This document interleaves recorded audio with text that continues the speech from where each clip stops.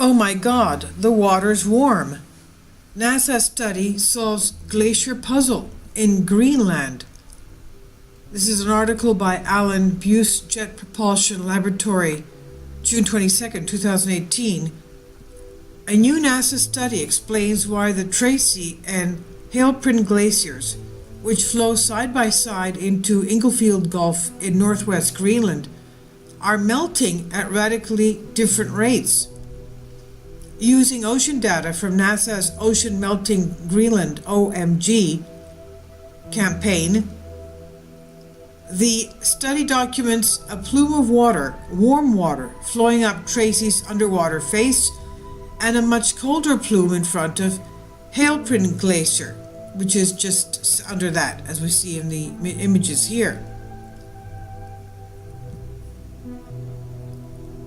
Scientists have assumed plumes like these existed for in glaciers all around Greenland, but this is the first time their effects have been measured. The findings highlights the critical role of oceans in glacial ice loss and their importance for understanding future sea level rise. A paper on the research was published June 21st in the journal Oceanography. Tracy and Hailprint were first observed by explorers in 1892 and have been measured sporadically ever since. Even though the adjoining glaciers experience the same weather and ocean conditions, Hailprint has retreated upstream less than 2.5 miles in 125 years, while Tracy has retreated more than 15 kilometers, 9.5 miles. That's about 4 times more. That means Tracy is losing ice almost 4 times faster than its next door neighbor. This is the kind of puzzle OMG was designed to explain. The 5-year campaign is quantifying the ice loss from all glaciers that drain the Greenland ice sheet with an airborne survey of ocean and ice conditions around the entire coastline, collecting data through 2020. OMG is making additional boat-based measurements in areas where the seafloor topography and depths are inadequately known. About a decade ago, NASA's Operation Icebridge used ice-penetrating radar to document a major difference between the glaciers. Tracy is seated on bedrock at depths of about 2,000 feet below the ocean surface, while Hailprint extends only 1,100 feet beneath the waves. Scientists would expect this difference to affect the melt rates because the top ocean layer around Greenland is colder than the deep water, which has traveled north from the mid-latitudes in ocean currents. The warm water layer starts about 660 feet down from the surface, and the deeper the water, the warmer the water is. Naturally, a deeper glacier would be exposed to more of this warm water than a shallower glacier would.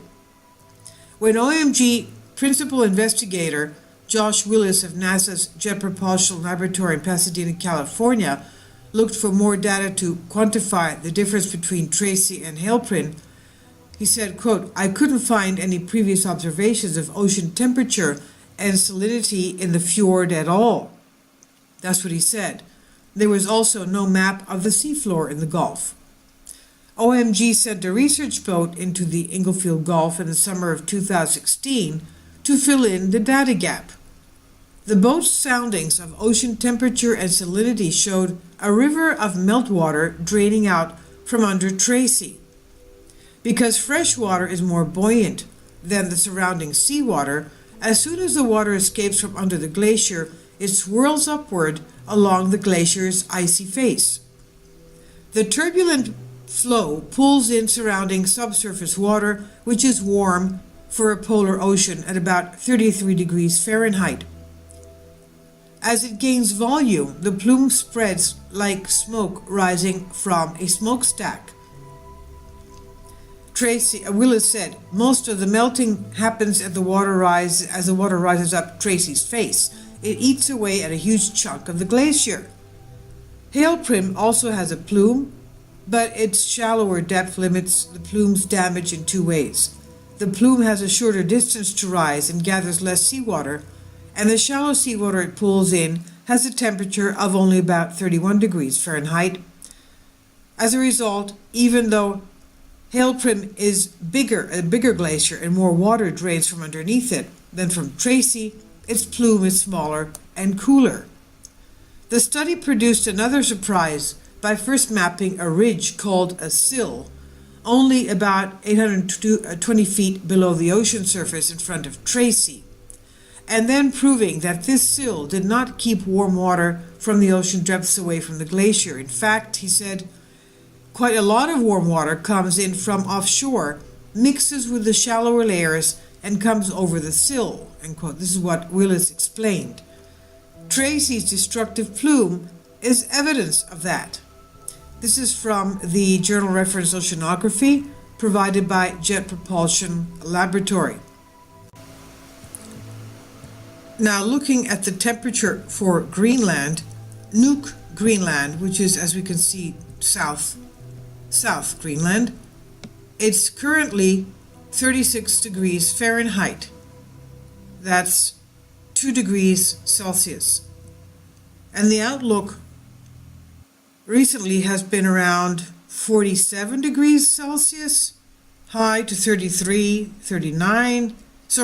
47 Fahrenheit to 33 low, 39 Fahrenheit to 33 low, 42 Fahrenheit to 37 low. So as you can see, it's not at all cold. From what we had, just as a joke aside, we were talking to Alexa through my son's his internet, and we asked her what the temperature was at the North Pole, and she had said it was 60 degrees Fahrenheit at the North Pole. I mean, I was shocked. 60 degrees Fahrenheit at the North Pole is very warm, isn't it? Don't you think? I'll leave links below for you for this.